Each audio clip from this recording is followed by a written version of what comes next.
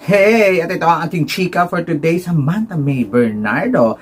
Maghahanda na daw sa Miss Universe Philippines 2024 dahil wala ng age limit.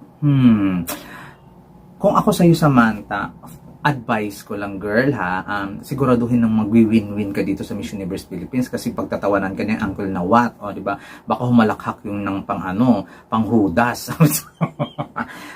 Siguraduhin mo lang ipanalo yung competition. Pero for me lang, ha, kung ang dami mong makakalaban dito sa Miss Universe Philippines na talagang mga returnees at saka mga baguhan at saka mga magaganda, mga sexy, delikado ang iyong candidacy.